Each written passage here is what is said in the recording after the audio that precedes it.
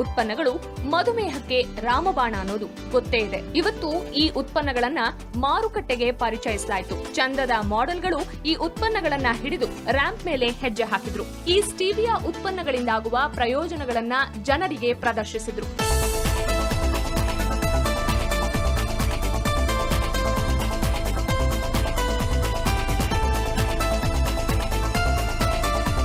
Diabetes ಇರೋರು ಇರ್ಬೋದು, ಅಥವಾ ಒಬೇಸತೆ ಬೊಜ್ಜು ರೋಗದಿಂದ ಇರೋರು ಇರ್ಬೋದು, ಮಕ್ಕಳಿರ್ಬೋದು, ಅಂದರೆ ಸ್ವೀಟ್ ಟೂತ್ ಪ್ರಾಬ್ಲಮ್ಸ್ ಬರುತ್ತೆ ಅಂತ ಕೇಳಿದ್ದೀವಲ್ಲ, ಅದಿರ್ಬೋದು.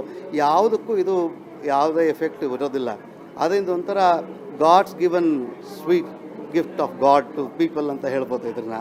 ಸ್ಟೀವಿಯಾ ಎಲೆಗಳು ಹಾಗೂ ಅವುಗಳಿಂದ ತಯಾರಾದ ಪುಡಿಯನ್ನ ತಮ್ಮ ದಿನನಿತ್ಯದ ಆಹಾರ ಶೈಲಿಯಲ್ಲಿ ನಿಶ್ಚಿಂತೆಯಿಂದ ಬಳಸಬಹುದು.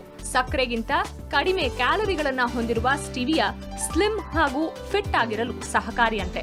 I think stevia would be a good replacement product for sugar itself, not only for healthy people, normal ಜನಗೆ ಮತ್ತು ಡಯಾಬಿಟೀಸ್ಗೆ ಮತ್ತು ಓವರ್ ವೆಯ್ಟ್ ಜನಗೆ ಎಲ್ಲರಿಗೂ ಈ ಪ್ರಾಡಕ್ಟ್ನ ಯೂಸ್ ಮಾಡಬಹುದು. ಅದು ಚೆನ್ನಾಗಿರುತ್ತೆ, ನ್ಯಾಚುರಲ್ ಆಗಿದೆ. I am using it, I am telling that.